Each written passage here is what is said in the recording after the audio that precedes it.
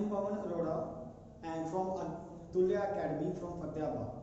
Today we are going to start a topic and that is very easy topic and from the very junior classes you have been studying it. The topic name is articles. ये एक ऐसा topic है जो शायद आप लोगों ने third class में भी किया होगा और लगभग सभी क्लासेस में जो है इसे करवाया जाता है, ग्रेजुएशन में भी ये होता है और हमारे कॉम्पिटिटिव पार्ट का एक बहुत ही इम्पोर्टेंट टॉपिक ही रहता है। लेकिन उसके बावजूद भी इतने लंबे समय से इसको पढ़ने के बावजूद भी हम लोग इस पे अपनी कमांड नहीं ले पाते। उसका क्या कारण है? तो आज हम इस टॉपिक को स्टडी करते हैं और इस वीडियो के बाद आप अपने आप को जज करना कि क्या आपको अब ये टॉपिक समझ में आया या नहीं आया। तो let's study with this topic the articles. जब भी आप आर्टिकल वर्ड को पढ़ते हैं तो सबसे पहले आपके माइंड में क्या आता है? आप जीके अगर पढ़ते हो तो आपके माइंड में आएगा कि आर्टिकल तो हमने जीके में पढ़ा था, जिसको हिंदी में अनुच्छेद बोलते हैं कि फलाने अनुच्छेद के में क्या कहीं पे पढ़ा था कि आर्टिकल का मतलब ए एन या द है? सिर्फ इंग्लिश ग्रामर में हम लोग पढ़ते हैं ए एन द के बारे में। हम लोग क्या करते हैं, हम लोग सीधा एक स्टेप आगे चले जाते हैं, हम लोग सीधा इसके यूजेस पे चले जाते हैं कि इनको यूज क्यों किया जाता है। उससे पहले हमें इस टॉपिक के बैकग्राउंड को समझने की जरूरत होती है। पहला क्वेश्चन हमारे माइंड में ये आना चाहिए कि हम आर्टिकल के टॉपिक को करते क्यों हैं, हमें इसकी जरूरत क्या होती है। अगर मैं एक सेंटेंस लिखता हूं कि राहुल ईट्स मैंगो, तो क्या ये सेंटेंस कंप्लीट है? ये सेंटेंस कंप्लीट नहीं है, क्योंकि हमें इसके लिए एक आर्टिकल की जरूरत पड़ती है या एडजेक्टिव की जरूरत पड़ती है। बेसिकली आर्टिकल्स क्या होते हैं? बेसिकली आर्टिकल्स एक प्रकार के एडजेक्टिव ही तो हैं। आर्टिकल्स एडजेक्टिव हैं और एडजेक्टिव क्या करता है? एडजेक्टिव का काम क्या है? Modifies noun.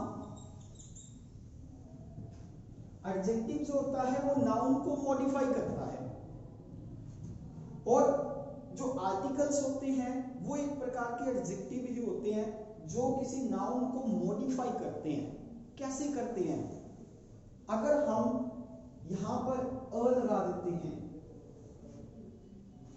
Rahul Yeats a mango, तो यहां पे अ जो है वो मैंगो को मॉडिफाई कर रहा है।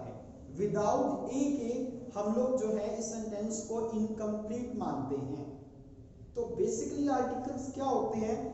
अगर हम इसकी डेफिनेशंस की बात करें कि आर्टिकल्स क्या होते हैं, दैट आर्टिकल्स क्या होते हैं? आर्टिकल्स दैट मेक या श्योर्स भी नहीं, हम लोग कह सकते हैं, हम लोग ये कह सकते हैं कि आर्टिकल्स एक ऐसी चीज है that clarify the position of noun, the position of noun.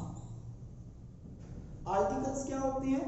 Articles वो होते हैं जो किसी नाउन की पोजीशन को क्लैरिफाई करते हैं। कैसे क्लैरिफाई करते हैं? अगर मैं हिंदी में बोलूं तो आर्टिकल्स जो हैं वो नाउन की पोजीशन को बताते हैं। कितने प्रकार के होते हैं आर्टिकल्स? आर्टिकल्स दो प्रकार के होते हैं। The first is indefinite article and the second is definite article. A and an indefinite article होते हैं और द को हम लोग डेफिनिट आर्टिकल बोलते हैं। ए को कुछ लोग जो है ए बोलते हैं और कुछ लोग अ बोलते हैं। तो इस पर भी बच्चे कंफ्यूज होते हैं कि हमें इसे ए बोलना चाहिए या हमें इसे अ बोलना चाहिए। बचपन में जब हमने अल्फाबेट सीखे थे, लेटर्स सीखे थे, तो टीचर हमें क्या कहता था? ए फॉर एप्पल, तो वो ए बोलता था ना, अ नहीं बोलता था। लेकिन कॉम्पिटिटिव क्लास में जब हम बैठते हैं तो वो टीचर इसको अ बोल रहा होता है। तो क्या हमें बचपन में जो टीचर ने करवाया था वो गलत करवाया था? बिल्कुल भी नहीं, क्योंकि ए की जो प्रोनाउंसिएशन होती है वो ए भी होती है और अ भी होती है। लेकिन कब अ होती है और कब ए होती है ये हमें जानना जरूरी होता है। जब हम ए पर स्ट्रेस देना चाहते हैं, जब हमारा सेंटेंस जो है ए पर फोकस कर रहा है, ए पे स्ट्रेस दे रहा है, तो उसको हम जो है ए प्रोनाउंस करते हैं। जैसे मैं ए फॉर एप्पल अगर बोलता हूं तो मैं अ फॉर एप्पल नहीं बोलूंगा क्योंकि मैं ए पे स्ट्रेस दे रहा हूं यहां पर। लेकिन अगर मैं बोलूं have a good day, have a good day, तो यहां पे मेरा फोकस ए पर नहीं है, मेरा फोकस गुड डे पर है कि आपका दिन जो है अच्छा हो आज, मैं ये विश करता हूं। तो यहाँ पे अ की जो प्रोनाउंसिएशन है, ए की जो प्रोनाउंसिएशन है वो अ हो जाती है। तो ये ए की प्रोनाउंसिएशन से रिलेटेड होता है। अब सेम प्रॉब्लम द के साथ भी आती है। कुछ लोग इसको द प्रोनाउंस करते हैं और कुछ लोग इसको दी प्रोनाउंस करते हैं। हम फिर कंफ्यूज हो जाते हैं कि हमें क्या प्रोनाउंस करना चाहिए। अगर इससे बाद अगर कोई वोवल साउंड है, अगर आप वर्ड यूज कर रहे हो अमेरिकन, अगर आप अमेरिकन बोल रहे हो तब आप इसको क्या प्रोनाउंस करोगे? आप इसको दी प्रोनाउंस करोगे। क्यों प्रोनाउंस करोगे? इसका जो फर्स्ट लेटर है वो ए में है, वोवल साउंड है।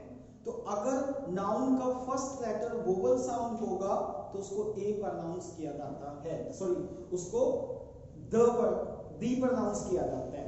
और अगर वो कॉन्सोनेंट साउंड में है तो उसको द प्रोनाउंस किया जाता है। जैसे मैं और आपको एग्जांपल देके बताता हूं।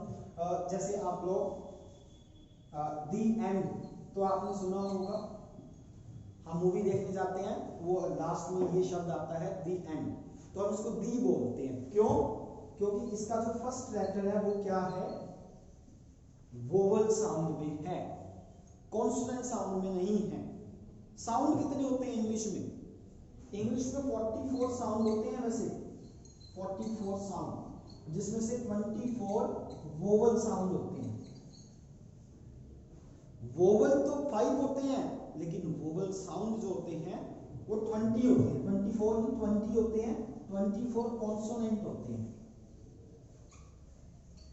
24 कॉन्सोनेंट होते हैं और 20 वोवल साउंड होते हैं।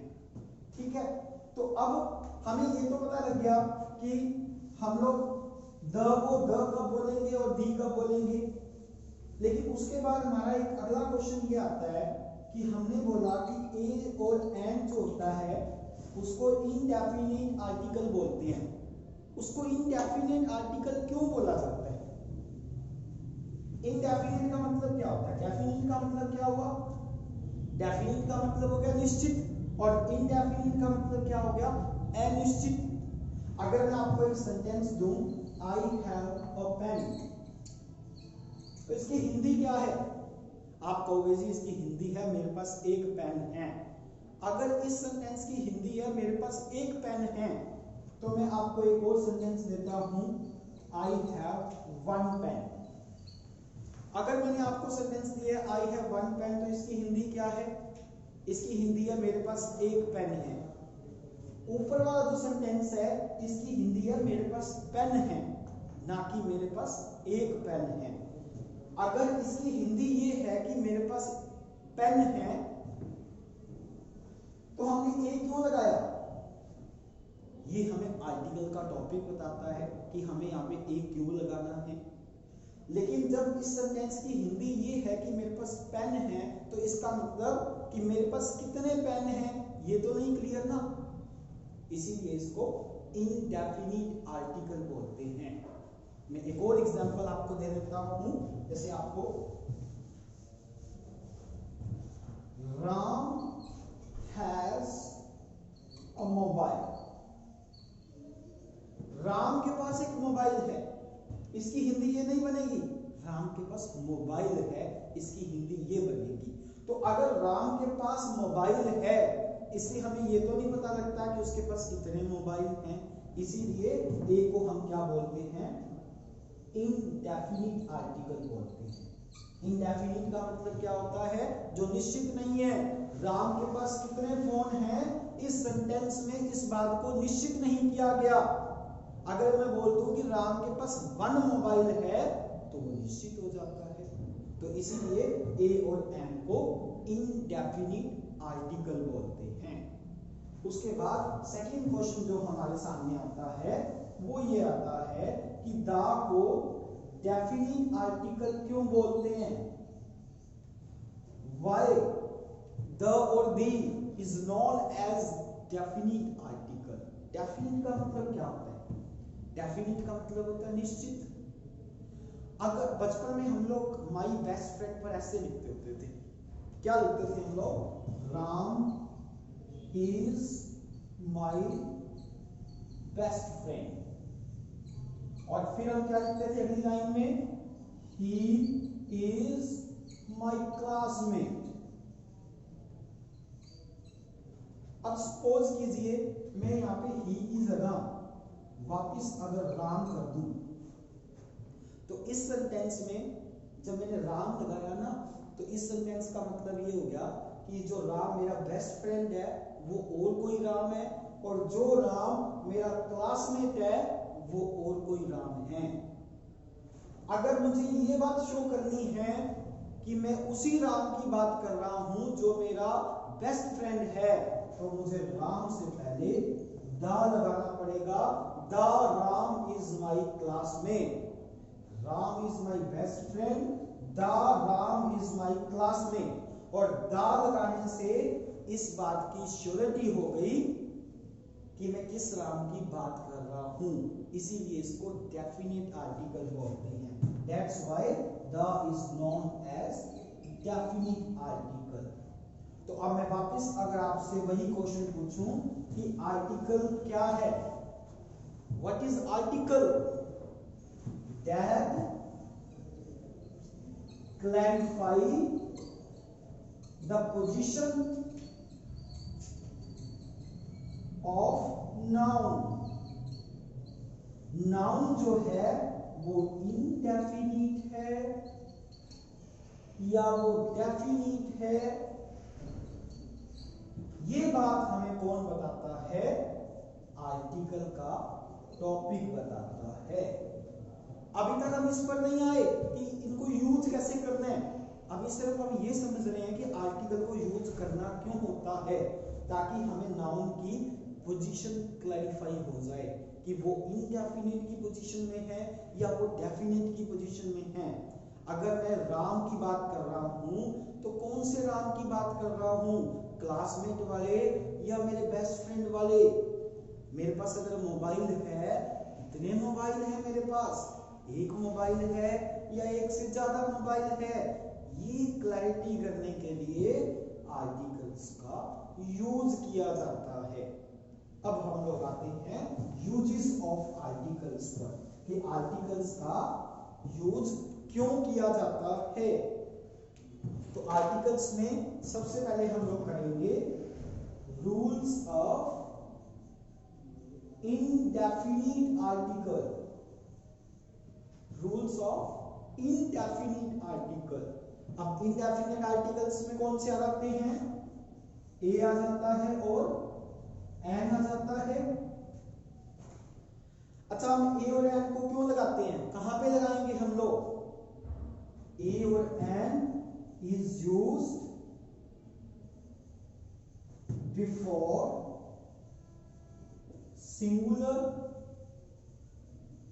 countable noun. Singular countable noun. Noun को हम ब्रॉडली टू पार्ट्स में डिवाइड करते हैं। अगर हम नाउन की बात करें तो नाउन कितने पार्ट्स में होता है? टू पार्ट्स में, काउंटेबल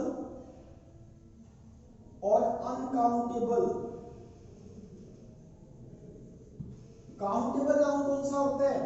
जिसे हम गिन सकते हैं, जैसे बॉय, गर्ल, मोबाइल। और अनकाउंटेबल कौन सा होता है? शुगर। वो अनकाउंटेबल हो गया। तो हम ए और एन का यूज कहां पे करते हैं? सिंगुलर काउंटेबल नाउन से पहले। अब हम अगर उसी सेंटेंस को लिखें,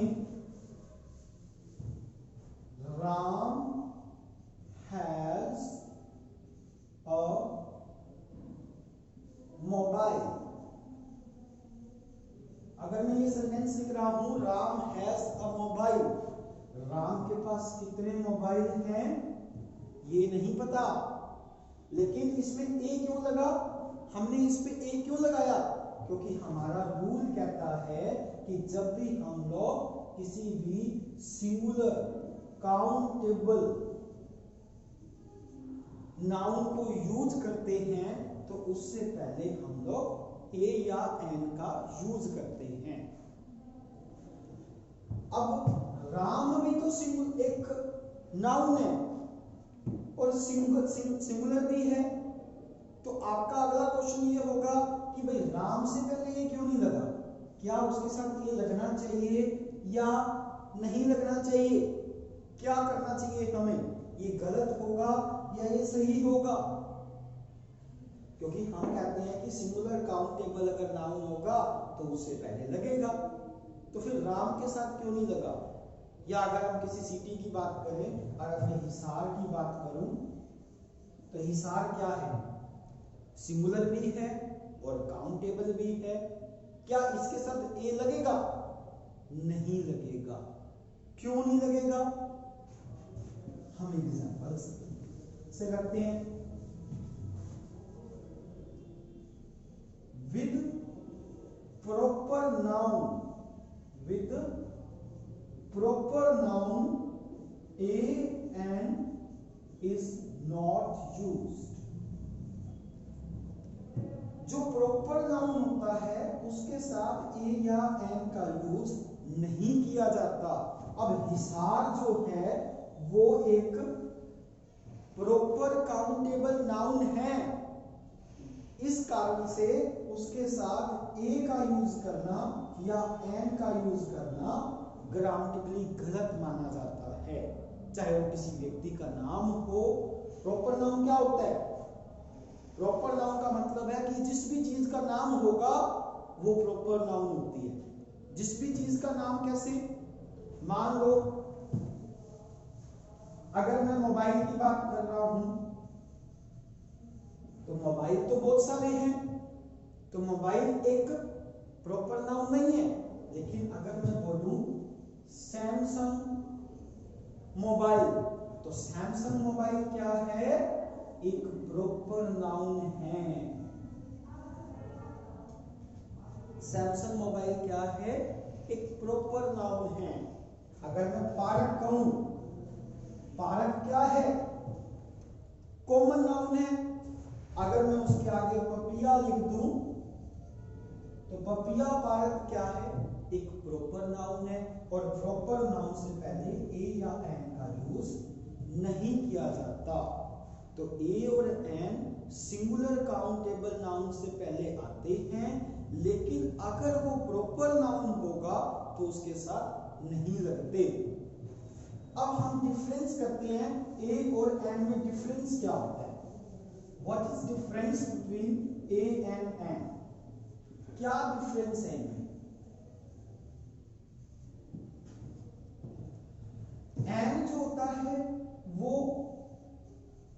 वोवल के साथ लगता है, ए जो होता है वो कॉन्सोनेंट के साथ लगता है। इंग्लिश में ए ई ओ यू आई 5 वोवल होते हैं, लेकिन वोवल साउंड कितने होते हैं, 20 होते हैं। ए का जो वोवल साउंड होता है वो ओ होता है, ई का ए होता है, ओ का ओ होता है, यू का ऊ होता है, और आई को आप ई से बता सकते हो। आपको ये ऊपर वाले नहीं देखने, आपको ये नीचे वाले साउंड देखने हैं।